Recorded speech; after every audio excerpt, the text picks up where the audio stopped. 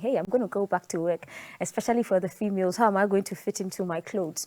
The men are looking at their waistlines and all of that. We are going to be discussing a topic that's very, very, very on the lips of a lot of people these days. We are looking at weight management and the techniques, how to maintain a healthy body weight on the basis of a person's sex, age, and height.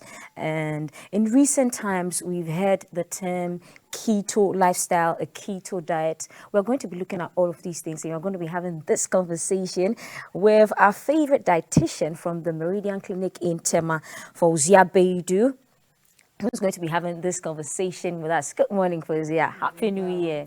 You look fab as usual. All right, and so you can join our conversation via WhatsApp. It's very interactive, 055-556-1034. Also via all our socials. If you look for the hashtag GTV Breakfast, you can find us and then you can join the fray. Okay, though, Forzia, this whole season, what meal have you had the most? I think I've had a variety of meals actually, because I'm the type who doesn't joke with her breakfast.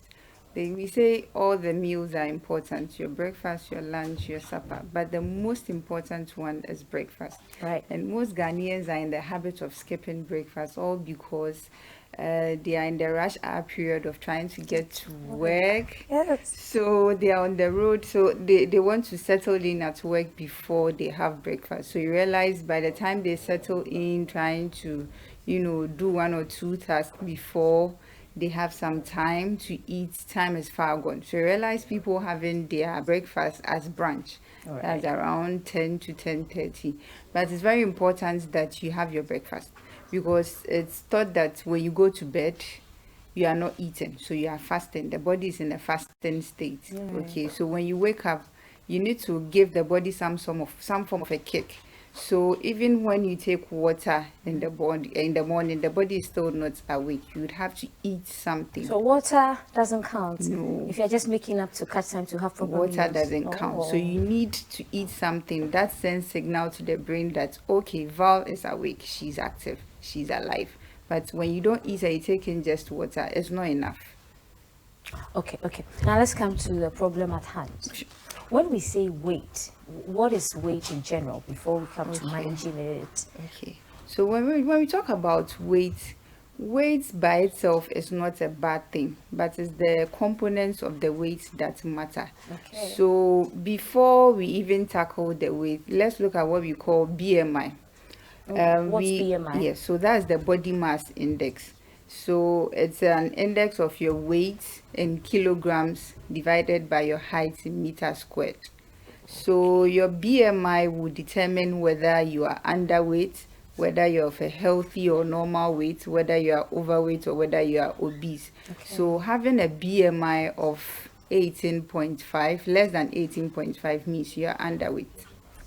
Less than 18.5? Yes, less than 18.5 kilograms per meter squared means that you are underweight.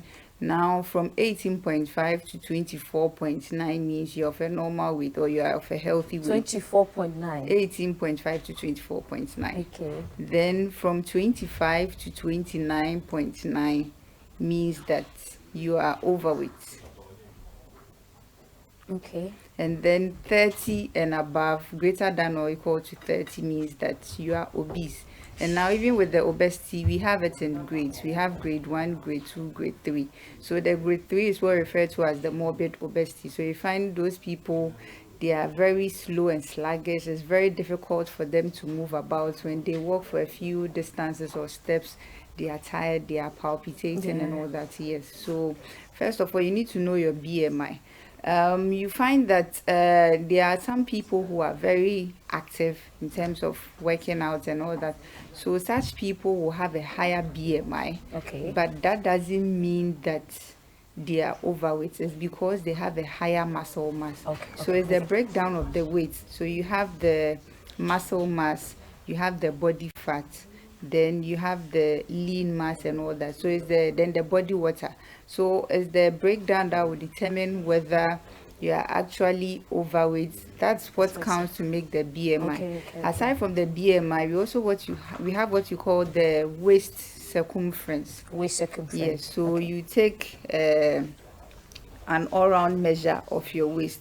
And your waist is just some few inches above your navel. So just around the side. That would also determine whether you're of a normal weight or obese. So for men, if your waist circumference is above 40, that means there's a problem. That means that you are obese or heading towards obesity. Exactly. And for women, if you are not pregnant and it's 35 and above, then there's also a problem. Then we have another index, that's the waist to hip ratio. Okay. So you take a measure of your waist circumference divided by your hip circumference. Okay. So for a man, if your waist to hip ratio is above 0.9, then it's a red flag for you. Okay, you're heading towards obesity. Yes, you are heading towards obesity. That means you are more of apple shaped. So you have a big tummy. There's a lot of fat deposits in your central region. Okay. And then for women, if it's 0.85, it means you are also in danger. Wow. Yes. Okay. So we've heard all of these things. It's shocking us. Breaking it down, if someone wants to lose weight, first, is it advisable to even decide to lose weight? People are going on these stressful and sometimes unbelievable. I see videos and says lose weight in 3 days, lose weight in 2 days, in 2 weeks. Is it advisable to even decide to go on that drive? Yes, it's good to know your BMI first of all.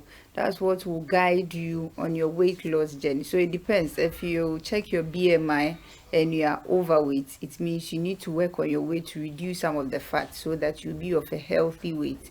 If you are underweight, it means you need to gain more muscles to be able to beef up your weight. And then if you check your BMI and luckily for you, you are within the normal range, you need to work on it by maintaining it, watching your diet and exercising regularly. Yes, so it's good. But first of all, you need to bear in mind that you didn't gain the weight in a day or over a short period of time. So if we're to use the image on our screen now, if we're to interpret it in terms of obesity and heading towards obesity and which one is healthy, would you kindly interpret the green is healthy. So let's start with the blue section. Yes. So the blue image is the underweight I spoke about earlier. That means your BMI is less than 18.5 kilograms per meter squared. Now the ideal is the green. That's between 18.5 to 24.9. Okay. Then the yellow, the woman in yellow, the yellow image, that one means you are overweight. So that's from 25 to the 29.9 kilogram per meter squared. Then the red image, that's greater than or equal to 30 kilograms per meter squared. So from the yellow image to the red image, you need to watch out for that. So if you fall within that zone, it means you need to work on your weight by losing the fat, because it's the fat that leads to the weight gain. Okay. All right. Okay. So I'm sure we'll be pulling up an image for the males as well. That will be coming up as well. But so when you decide to finally go on your weight management journey or your weight loss journey, what should be the key thing to look out for before you even decide to go on the journey? Okay, so the key thing to look out for, first of all, is to check your weight, know your height as well. We don't have a fixed BMI for everyone because we are all different. Our sex is different, our heights are different. So you need to know your height, know your your weight. That will determine your BMI, and also be able to check your waist, like I said, the waist circumference, and also check your waist to hip ratio. If you do all those checks and thankfully enough you are normal, that is fine. But if you do the checks and you realize that you are overweight or obese, then you need to make a conscious effort to try and lose the weight. And in losing the weight, there are certain things you need to follow. First of all, you need to watch your diet. Make sure that you are eating a balanced diet, making sure that the food you are eating contains all the nutrients. Now we have 6 classes of nutrients. So we have water, we have carbohydrates, you have your proteins, you have your fats, then you have your vitamins and minerals. You understand? So the body, as part of the breakdown of the weight, the body is 60% to 70% of the human body is made up of water. So water is essential. Right. Okay, then you have the other components as well. So you need to make sure that you are staying hydrated. Okay. Because when you are drinking enough fluids, it's recommended that for every human being, you are supposed to drink no less than 2 liters of water a day. And that's the average. You can do more than that. You can do 3 liters, because when you take in enough water, it fills your tummy. So it doesn't allow you to consume a lot of food or take in more food because you feel full. So we recommend that you take in water 30 minutes before your meals. Okay. And whilst you are eating, you can be taking some water. Okay. You understand? It's also important that you have optimal sleep. You are sleeping, you are having the adequate number of hours of sleep that is recommended for everyone. These days it varies, doesn't it? What's the ideal sleep hour? Ideal is at least 6 hours a day is fine. Children need more sleep, but for adults, when you get 6 hours of sleep, it's okay. But if the optimal is 8 hours of sleep. 8 hours of sleep. So can you make that up like during the day, you know, if you catch up? So during the day, 1 hour here, 1 hour at the end of the day, you can do an hour of a nap within the day, it's fine. That's how you catch up. Yeah, that's how you catch up. Okay, so now back to, now let's talk keto. Everybody's saying a keto diet, a keto. At first when I thought, oh, you don't have to eat any meat. And then one of my colleagues in the newsroom here, guys, like, oh, no, you have to eat a lot of meat. You don't eat vegetables rather. And someone said it was carbo. So what's this keto diet that's so the keto diet is a special type of diet, okay? When you look at the breakdown of the keto diet, it's made up of 65% to 80% fat, okay? And so the fat intake is very high. Then the protein intake is moderate. And then the carbohydrate is low. So you have less than 5% intake of carbohydrates. Okay. In contrast to the balanced diet, because for the balanced diet, you know, the body's main source of fuel or energy is carbohydrates. So the balanced diet is made up of 45% to 60% carbs. Okay. Then you have your protein making 15 to 25%, and then the rest is fat. Okay. But for the keto diet, it's rather the opposite. You have a higher percentage of the food you are consuming coming from fat, and then the carbohydrates is less than 5%. So you realize that people on the keto diet are denied of certain nutrients, the macronutrients. So what are the macronutrients? So the micronutrients. Yes, we have micro and macro. Okay. So with the classes of nutrients I mentioned, the carbohydrates, the protein, and then the fats makes up the macronutrients. Okay. Then the micronutrients are the vitamins and minerals. Then you have your water. Okay. You understand? But with the keto diet, you realize that they are eating a lot of fats. And the keto diet is not meant for everyone. Clinically, the keto diet is used to manage seizures in children. Hold on, can you begin? It's not meant for everyone. It's not meant for everyone, because my internet motivational speakers who are just saying go on a keto diet, go on a keto diet. The experts are saying it's not for everyone. Can you stop being motivational speakers on health too? Please tell us more. So the keto diet, like I said, is meant for kids managing seizures in children suffering from epilepsy and those suffering from Alzheimer's. We know that Alzheimer's affects your brain. Right. So they tend to lose their memory over a period of time. They forget their identity, they forget themselves. You understand? So for such people, the keto diet helps them a lot, because the brain is made up of 80% fat. So for such people suffering from such conditions, when they are on the keto diet, it helps them, because most of the foods they are eating is coming from fat. Okay. And with the fat, so you need to be careful the type of fat you are consuming. Okay. We have the good fats and the bad fats. Not all fats are good. Okay. So if you are consuming omega-3 fats or omega-3 fatty acids, that is good, because they help reduce inflammation. Okay. And they also help the brain to function very well. Mm-hmm. You understand? So if you are consuming fatty fish, like sardines, salmons, those ones are good. Okay, if you are consuming poultry, it's good. But with red meat, you need to be careful that you are consuming the lean meat and not the one with fat around it, because if you consume the one with fat around it, chances are you're consuming a lot of saturated fats, and those ones are not good because those can lead to heart diseases. Okay, so you need to be careful or mindful the sort of fats you are eating. And then they also eat a lot of nuts and seeds, so almonds, olives, and then the oils like avocado oil, olive oil, coconut oils, and the rest. You understand? But for me, I wouldn't advise my clients or my patients to go on keto diet, because anything that promises a quick fix is not realistic or sustainable. Right. Because if you go off it for some time, chances are you tend to gain more weight than you were even trying to lose in the beginning. So for me, keto diet is a no-no for me, because I've had clients who have come in trying to be on keto diet, and later on they come to the hospital and realize that their cholesterols have shot up. Okay. Yeah. Okay. There are some too who also come in and realize that they are diagnosed of having high blood pressure. Okay. So I wouldn't advise on keto diet, because you didn't gain the weight overnight. It took some time, a period of time, for you to gain the weight. So it's very important that you take it slowly. Okay, if you are able to lose at least 2 kilograms per month, that is fine. So 500 grams a week is fine.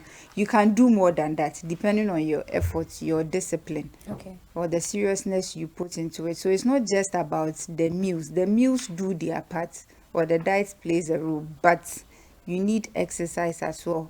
The exercise is a catalyst. It forms a sort of speeds up the weight loss process. So when you add the exercise, you're able to lose more weight quickly than just focusing solely on the diet. Okay. A little more education on this on ketogenic diets.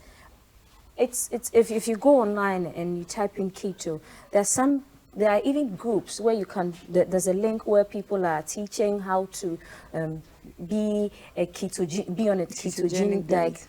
Do you like have as an association or body that sort of regulates these things that are out there, because it's out there, anybody can have access to joining the link, and you're saying this isn't Unfortunately, clinically in our right. part of the world, we don't have such bodies to regulate those things, unlike compared to the developed countries Wow. where we have bodies that control or regulate some of these things. But in our part of the world, no. At the moment, no. No. Yes. But personally, or any of my colleagues wouldn't advise or encourage someone to be on the keto diet, because one, it's not realistic, it's not sustainable, and it's also very expensive, because you realize most of the things that they are selling out there as keto meals are very expensive.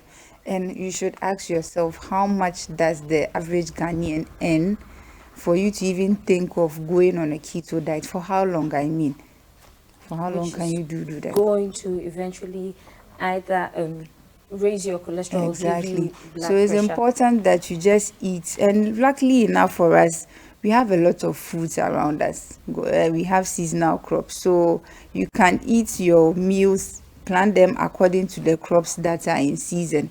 And one thing with the balanced diet is that because a greater percentage of what you are eating is coming from the carbohydrates, you are getting your fiber.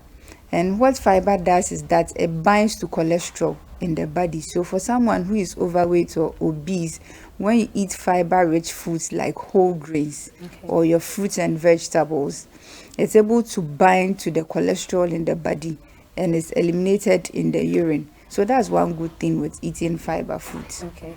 You understand? Yes. As compared to the keto diet, where less than 5% of what you are eating is coming denied of the whole grains, the fruits, and the vegetables. So it's best to be on the balanced diet. Okay. How about just eating or drinking veggies or fruits and just blending them and drinking? They are there not bad. particular fruits, veggies that we can eat and drink to lose weight naturally? You would have to still make sure that that smoothie you are preparing, you are getting all the nutrients that you need from it. Because if it's just some nutrients, it wouldn't help. Okay, so which smoothies would you advise that we make? What would you advise to? So you can do banana with avocado and a little bit of cocoa powder, sorry, the raw cocoa powder, and then add in some seeds, maybe a tablespoon of seeds. So you can do sesame or chia seeds or even the nuts like almonds. So those ones they are good. But if you are doing only the fruits and vegetables without your protein and the essential fatty acids, that wouldn't help. Okay. Yes. So now, which foods should we eat then, apart from the smoothies? Are there, say, fruit salads? I mean, hey, let's glean off you this morning. Give us some tips. Okay, so for breakfast, you can do your oatmeal or the oat porridge. Okay. Chop in some few fruits, so it could be an apple or a medium-sized apple or a finger of banana. Then you add your chia seeds or your almond seeds. Then you can add your Do we have milk. a local name for chia seeds? Unfortunately, no. Okay, we'll But be they are bringing up black, what chia tiny seeds black look like. seeds, Maybe together we yes. can figure out what the local name is. Yeah, Okay. sure. So you can do that for breakfast. For your lunch, you can do maybe a fist size of banku with some stir-fried vegetables and smoked fish. Okay, maybe salmon or mackerel or even chicken breast if you can afford that. Okay. Then for supper, you can do your soups. So maybe some light soup, chop in some vegetables, some okra and garden eggs, or probably you can even chop in some carrots if you want to, and then add your fish. Or you can do your salads with maybe one medium size of potato, whether the sweet potato or the Irish potato. It could be boiled or baked, not fried. Yeah, so you can just try with normal dishes, local dishes. It's not a must that you should go in for the foreign meals. You can do local meals, but it depends on how you do it. Right, okay. Yeah. Would you also advise weight management strategies for children? No, for children, I wouldn't encourage that because their metabolism at that age is very high. So whatever they eat, they are able to expend it, and they need a lot of energy. Okay, they need a lot of protein for bodybuilding, for growth. So for kids, you are not supposed to put kids on weight management unless, of course, the child is obese and it's going to affect him. But if the child is of a normal weight, he's healthy, there's no need to put the children on strict diets or put them on special meals. Okay. No. So Forzia, I mean, as the beginning of the year, we are making resolutions. What would you suggest we do so that we don't even go onto the weight loss road at all? So from now, you just have to watch what you are eating.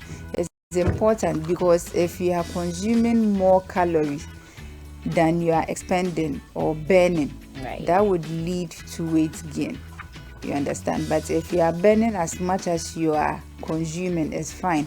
For people who live a sedentary lifestyle or their work doesn't involve a lot of movement, it's not advisable for you to go and eat maybe kenke, 3 balls of kenke or 2 balls of kenke for breakfast. Okay, so for someone who is into a labor intensive job, such a person can consume 3 balls of kenke and it's fine. But for you sitting at the office, you can do something light for breakfast. So you can do your oat porridge, you can do your wheat or your corn porridge. You understand? Okay. Thank you, Forzia. From one Marie's girl to the other, one who is a dietitian and one who is a broadcast journalist. Guys, this has been the BFS Clinic, and we are signing out. And from the professionals, they are saying that stay away from keto diets. It's not clinically approved, to stay away from that. And coming up next is multi